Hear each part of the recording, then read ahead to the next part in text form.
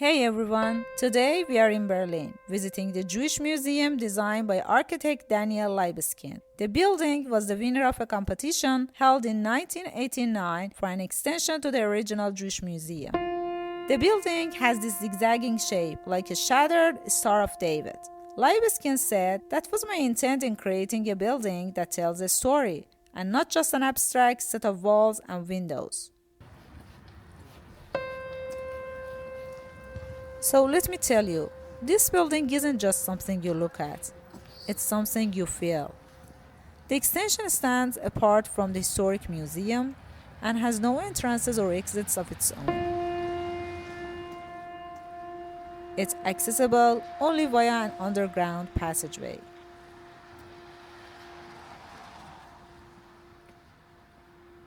The building has a jagged, broken shape, almost like a scar running through the city. That's because this whole place is designed to make you experience the history of Jewish life in Germany. Libeskind's building isn't a typical museum design. It's part of a style called Deconstructivism, which basically means everything looks kind of chaotic and fragmented. On purpose. The whole building is covered in titanium zinc panels, which give it that raw industrial look. It feels cold, kind of unsettling, and that's exactly what Libeskind wanted.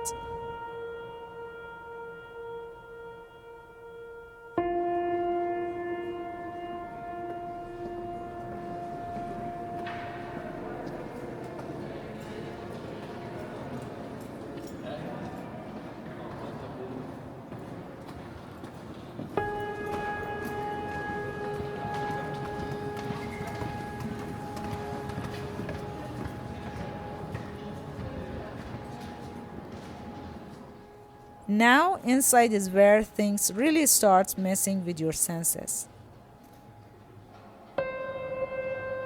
The ceiling isn't just a ceiling.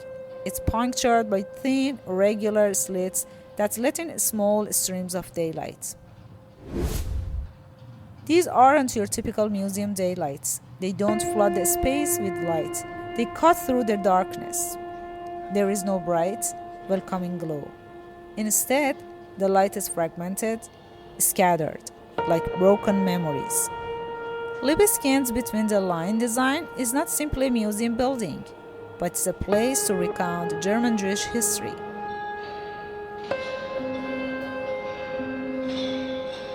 The first thing you'll notice is that there are voids and empty spaces inside the building. These voids represent absence, the communities, the culture, and the people lost in the Holocaust.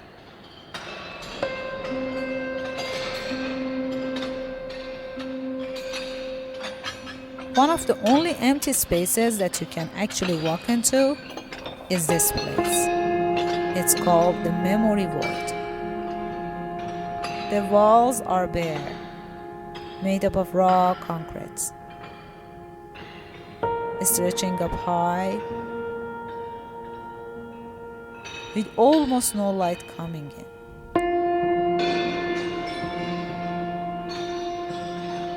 It's silent, but not that kind of silence that feels peaceful. It's the kind that lingers and weighs on you. And then there is this.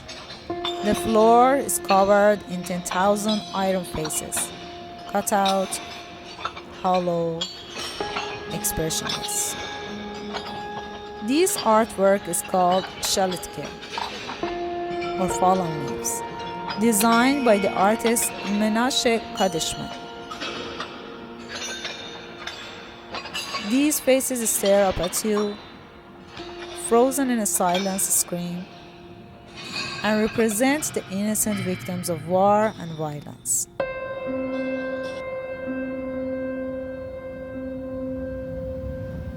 The moment you step on them, you hear it. The sound is haunting. Metal grinding against metal, echoing of the tall walls. All right, Now, here is one of the most intense parts of the museum.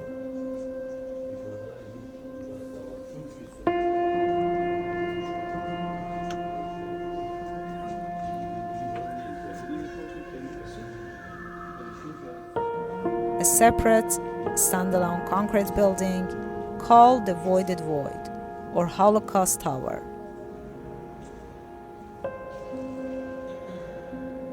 It's a tall, empty concrete room with just one narrow slit of light near the top.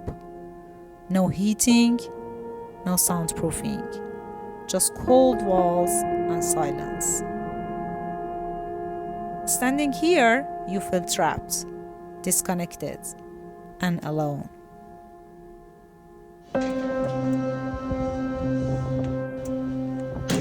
In the underground, you also step into the Garden of Exile, which is a completely different kind of unsettling.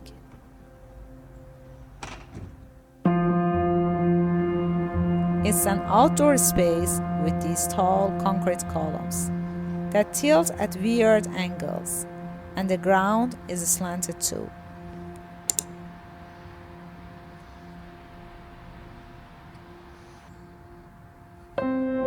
Walking here makes you feel unbalanced, like something isn't quite right. And that's exactly the point. It represents what it feels like to be displaced, to be in exile, to feel like you don't belong.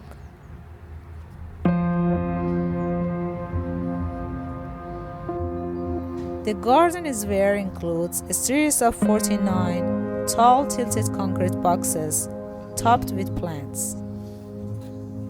48 contain soil from Berlin and 1 soil from Jerusalem.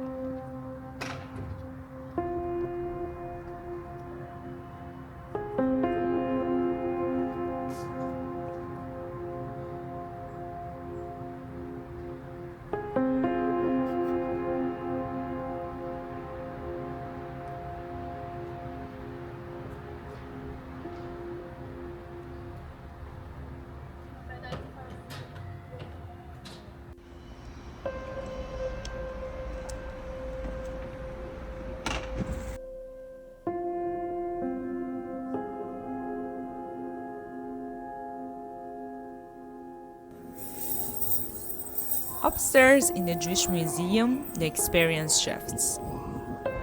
The space still feels unsettling, but now it's layered with something else, something almost eerie, like echoes from the past. One of the first things you notice is these curtains made of chains. And then there are these objects, strange, simple tools. At first they seem ordinary, but when you touch them, they respond. They make noise.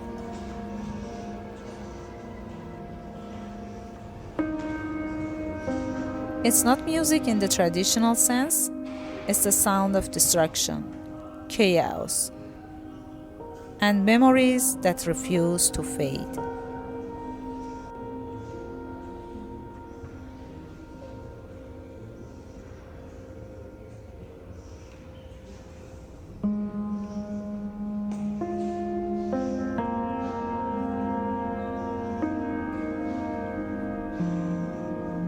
Now, this space.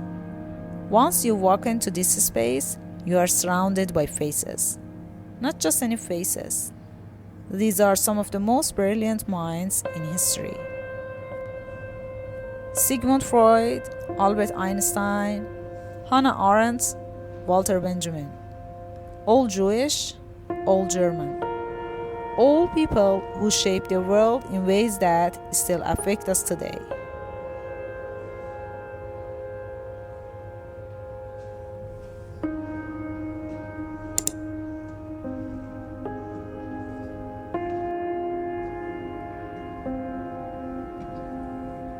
This room isn't just about celebrating achievements. It's about recognizing a history of displacement and resilience.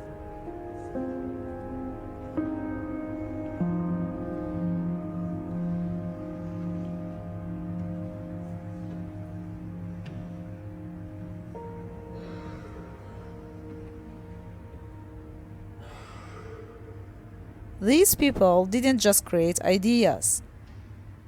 They carried history with them wherever they went.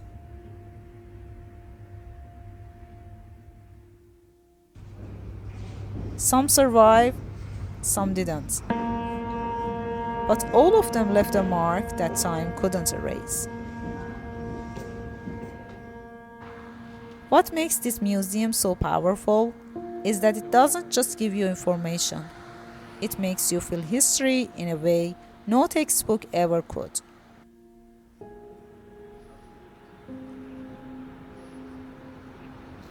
Libeskind used architecture as a storytelling, turning a building into an experience. It's not comfortable. It's not supposed to be, but it's one of the most important places in Berlin. If you ever visit, take your time. Walk through it slowly and let yourself really absorb what this place is saying. It's something you won't forget. Alright, that's it for today's vlog. If you enjoyed this, don't forget to like and subscribe for more exploration of incredible architecture around the world. See you in the next video.